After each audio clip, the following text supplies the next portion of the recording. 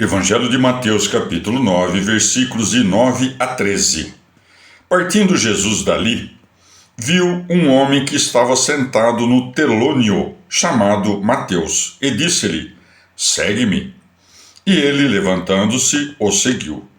Aconteceu que, estando Jesus sentado à mesa em casa deste homem, eis que, vindo muitos publicanos e pecadores, se sentaram à mesa com Jesus e com os seus discípulos. Vendo isto, os fariseus diziam aos seus discípulos: Por que motivo come o vosso mestre com os publicanos e pecadores? Jesus, ouvindo isso, disse: Os sãos não têm necessidade de médico, mas sim os enfermos.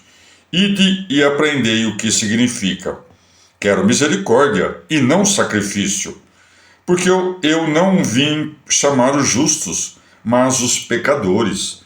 Palavra da salvação. Comentário Mateus 9, de 9 a 13. Santo Agostinho. Parece mais provável que Mateus fale aqui de sua vocação, recordando o que antes tinha omitido, porque é possível que seu chamado tenha ocorrido antes do Sermão da Montanha, já que Lucas coloca sobre a montanha os 12 eleitos, a quem chamou de apóstolos. Lucas 6. Mateus considera como um dos milagres a sua própria vocação, pois de fato foi um grande milagre que um publicano tenha sido feito apóstolo. Mateus não explica aqui nada sobre a casa em que estava Jesus, de onde poderíamos supor que o evangelista não seguiu nessa narração a ordem sucessiva dos acontecimentos, mas que intercalou, conforme ia recordando, fatos que se verificaram em outros momentos. Isto se Marcos e Lucas, que referem esse mesmo acontecimento, não tivessem dito manifestamente, Marcos 2, Lucas 5, que Jesus estava sentado na casa de Levi, ou seja, de Mateus. Lucas narra com termos um pouco diferentes esse mesmo acontecimento. Segundo ele, os fariseus disseram para os discípulos: Por que comeis e bebeis vós com os publicanos e com os pecadores? Lucas 5,30. Dando assim a entender que a falta era igualmente extensiva ao mestre e aos discípulos. Porque o que é dito dos discípulos, com maior razão, deve-se dizer do mestre, já que aqueles, seguindo-o, não faziam mais que imitar sua conduta. O pensamento, portanto, é o mesmo, e isso é tanto mais certo quanto tem, no fundo, o mesmo sentido, ainda que expresso em termos diferentes. Lucas acrescenta penitência, Lucas 5,32, o que significa, desenvolvendo seu pensamento, que ninguém deve julgar que Cristo ama os pecadores, pelo simples fato de serem pecadores. Além disso, a comparação com os doentes dá-nos a inteligência clara do que Deus quer, chamando os pecadores como um médico chama os enfermos, isto é, para salvá-los da iniquidade como de uma doença, o que se consegue através da penitência. Comentário Mateus 9, de 9 a 13. São Jerônimo.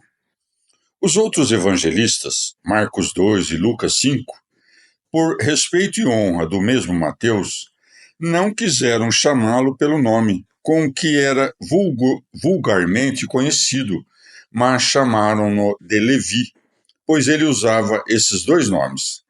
Mas o próprio Mateus, seguindo o que diz Salomão, o justo é o primeiro acusador de si, Provérbios 18, 17.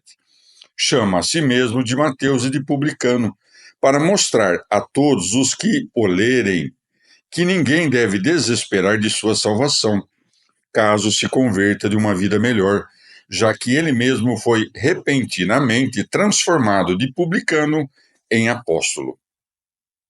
Neste ponto, Porfírio e o imperador Juliano acusam ou a falta de conhecimento do historiador que não narra a verdade da história, ou a insensatez daqueles que imediatamente seguiram o Salvador, como se irracionalmente seguissem o primeiro homem que tivesse aparecido e chamado, quando, na verdade, tão grandes poderes e sinais o precederam, os quais os apóstolos certamente viram antes de crerem. Certamente o próprio fulgor e a majestade da divindade oculta, que também refugia em sua face humana, poderia arrastar os que a vissem logo no primeiro encontro. Se, pois, disse que na pedra de ímã há o poder de atrair o ferro, quanto mais o Senhor de todas as criaturas poderia arrastar para si aqueles que queria? Tertuliano diz que esses publicanos eram gentios, baseado nas palavras da Escritura. Não haverá imposto em Israel, como se Mateus não fosse judeu. Essa opinião não é admissível, posto que Jesus não come com os gentios, a fim de que não se pense que quebrava a lei aquele que deu o seguinte conselho a seus discípulos: não vades para entre os gentios. Mateus 10:5. Vendo os publicanos um dos seus converter-se dos pecados para uma vida melhor, encontraram assim espaço para a penitência e por isso também não desesperaram de sua própria salvação. Não vêm a Jesus aqueles que continuam em seus antigos vícios, como murmuram os fariseus e os escribas, mas os que fazem penitência deles. É o que significam aquelas palavras do Senhor. Jesus, ouvindo isso, disse: os sãos não têm necessidade de médico, mas sim os enfermos. Vale-se o testemunho do profeta Oséias para condenar os escribas e os fariseus que, considerando-se justos, tratavam de evitar todo contato com os pecadores e publicanos.